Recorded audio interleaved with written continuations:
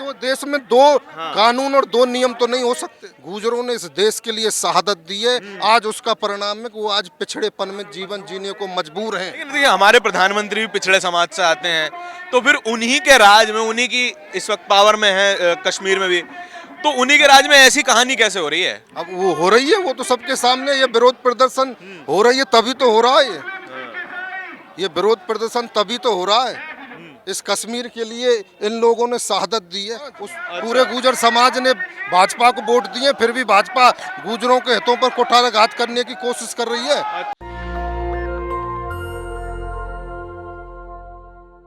नमस्कार, मैं मौजूद हूँ जंतर मंतर पे और कश्मीर में गुर्जर बकरवाल समाज को एसटी रिजर्वेशन प्राप्त है, लेकिन उसमें अब छेड़छाड़ की जा रही है। जहां तक मुझे अभी पता चला है काफ़ी सारे अलग समाज को भी एसटी रिजर्वेशन दिए जाने की बात चल रही है और उसके जो रिजर्वेशन है ऑलरेडी काफ़ी कम है और उसको अगर ज़्यादा लोग उसमें ऐड कर दिए जाएंगे तो अपॉर्चुनिटी घट जाएगी। अगर ये सीधा साधा अगर हम सामाजिक गणित लगा के देखें तो गुर्जर बकरवाल समाज वहाँ का मूल निवासी समाज है कश्मीर का और उन्हें एसटी रिजर्वेशन अभी मिल रहा है, लेकिन उसको एक्सटेंड करने की बात है।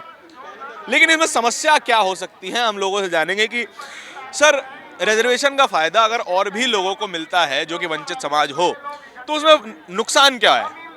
हमें किसी समाज का विरोध नहीं है, उनको आप जिस स्तर पर हैं उस स्तर पर रिजर्वेशन दो ना। हर व्यक्ति को आप जनजाति थोड़ी बना सकते हो। जनजाति में शामिल होने के अलग स्पेशल मापदंड है, उनकी अलग भौगोलिक पहचान होती है, उनकी विशिष्ट संस्कृति होती है, उनकी विशिष्ट भाषा होती है, उनके विशिष्ट रीति रिवाज होते हैं। वो संपन्न समाज से बिल्कुल पृथक रहते हैं, वो उनमें शामिल होने सकते संकोच करते हैं। उनकी काफ़ी तमाम ऐसे उनके वो हैं मापदंड, उनको हर व्यक्ति पूरा थोड़ी करता। आप संपूर्ण सवर्ण समाज को जो ऑलरेडी 10% आपने आर्थिक आधार पर दिया है, उसके बावजूद आप संपूर्ण सवर्ण समाज को आप पहाड़ी के नाम पर जनजाति शामिल कर रहे हैं, ये तो गलत है ना। उससे फर्क ईडब्ल्यूएस देने के बाद भी थोड़ा थोड़ा सब में बांट दे रहे हैं, सब में बांट दे रहे हैं, सब में उनको बांटने की कोशिश कर रहे हैं। तो ये तो गुर्जरों का ही नहीं है, ये तो अखिल भारतीय स्तर पर भी एसटी आरक्षण को खत्म करने की एक साजिश भी हो सकती है। आप राजस्थान में जब गुर्जर एसटी की मांग करता है तो आप उसको नियमों का हवाला देकर उसको आदिवासी नहीं मानते, और आप जम्मू कश्मीर में जहाँ गुर्जर एसटी में वहाँ अदर जो समाज है उनको आप पहाड़ी के नाम पर जनजाति मानते। लेकिन सर तो एक दो देश में दो कानून और दो नियम तो नहीं हो सकते। लेकिन इस पे सवाल ये बन सकता है कि गुर्जर समाज तो एक संपन्न समाज है, उनके पास जमीनें भी अच्छी खासी हैं, अगर और समाज के मुकाबले अगर देखा जाए तो फिर रिजर्वेशन की मांग क्यों करते हैं ये?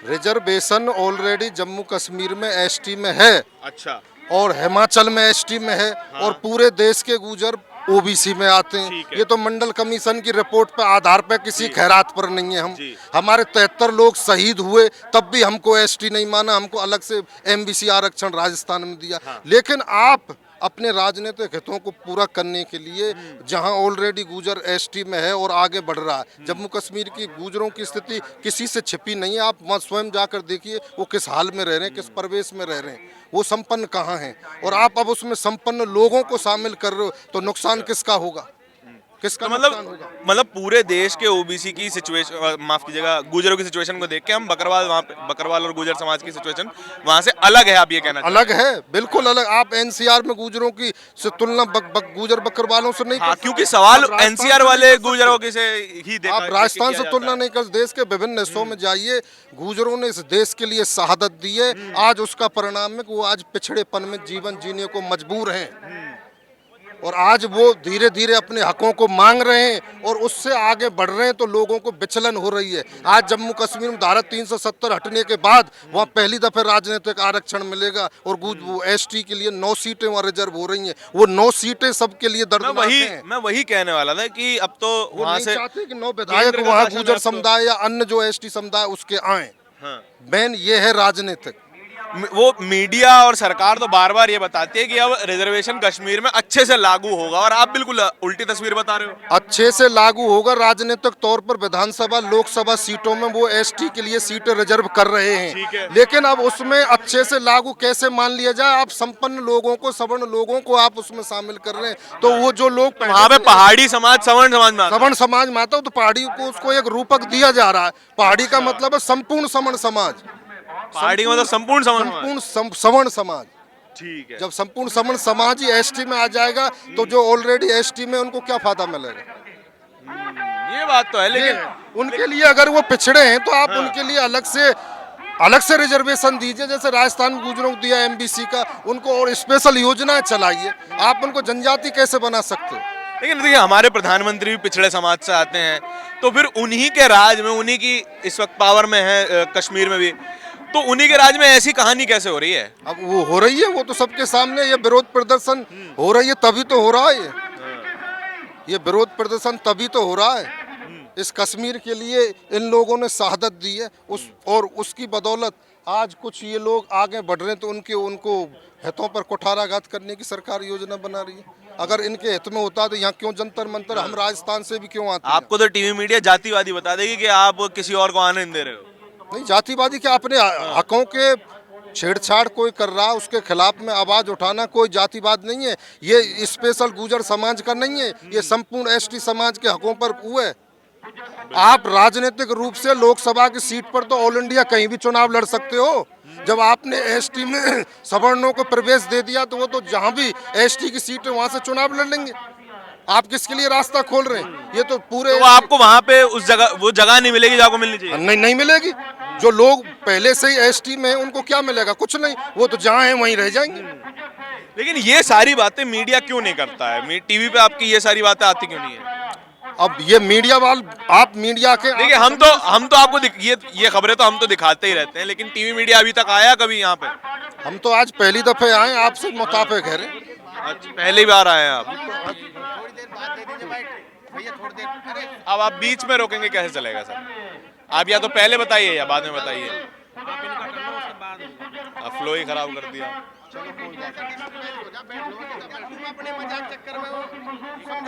क्या आप बताओ, आप मेरे को बताओ कि आपकी बात यहाँ पे ज्यादा लोग सुनेंगे कि 60 लाख लोगों का चैनल है वहां पे ज्यादा सुनेंगे? नेशनल दस्तक।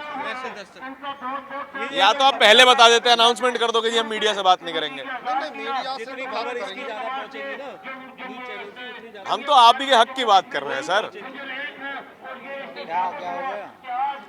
देखिए ये चीजें होती रहती हैं ग्राउंड पे कि बात करने नहीं दिया जाता, क्योंकि उन्हें मैसेज गलत जाने का खतरा रहता है। मैं उस चीज को अंडरस्टैंड करता हूँ। लेकिन सर आखिरी सवाल ये है कि अगर आपकी यहाँ पर बातें जो है मानी नहीं जाती हैं तो फिर क्या करेंगे आगे? देश का गुर्जर आंदोलन को मजबूर होगा। हाँ, तो क्या देश के सारा गुर्जर समाज साथ में आएगा? क्योंकि सारा गुर्जर समाज समान तो नहीं है। एनसीआर का गुर्जर समाज अलग सोचता है और राजस्थान का गुर्जर समाज अलग सोचता है, हरियाणा का अलग है, कश्मीर का अलग है। तो क्या इस मुद्दे पे सभी बराबर रूप से आएंगे? गुर्जरों के मुद्दे सब एक हैं, गुर्जरों के हित सब एक हैं। और गुर्जर अपने हितों पर, चाहे वो हित कश्मीर में प्रभावित हो रहे हैं, चाहे राजस्थान में हो रहे हैं, चाहे उत्तर प्रदेश में हो रहे हैं, उन पर पूरा देश का गुर्जर समाज एकजुट है। एनसीआर का गुर्जर समाज तो भाजपा का समर्थक है, तो कैसे आ पाएगा सर? तो भाजपा का समर्थक तो पूरे देश का गुर्जर समाज है। भाजपा का विरोधी कहाँ है गुर्जर समाज?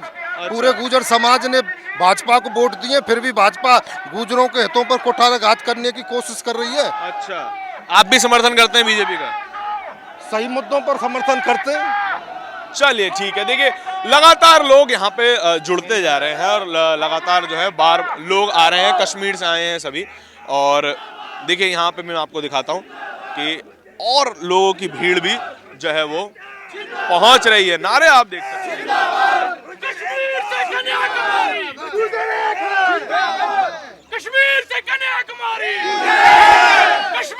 कन्याकुमारी, कश्मीर से कन्याकुमारी, कश्मीर से कन्याकुमारी, गुजर एकता, गुजर एकता, गुजर एकता।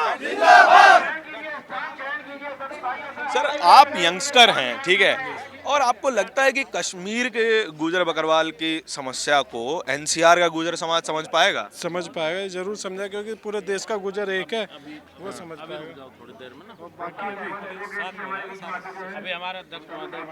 चलिए देखिए ये बातें होती रहती हैं कि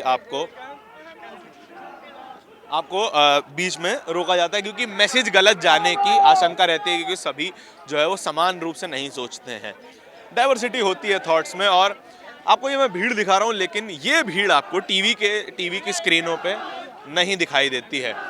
और आपको क्या लगता है कि कश्मीर में जब धारा 370 हट गई है, राष्ट्रपति शासन है, और उसके बाद बताया जाता है कि जो रिजर्वेशन है वो सही तरीके से लागू होगा, कहा जाता है, लेकिन जब ऐसी कहानियां सामने आती हैं तो सवाल तो बनता है। पूरी बातचीत के बारे में आपके क्या विचार हैं कमेंट सेक्शन में जरूर बताइएगा। कैमरे के पीछे मेरे साथी आशीष के साथ नेशनल दस्तक के लिए धारण की रिपोर्ट। धन्यवाद।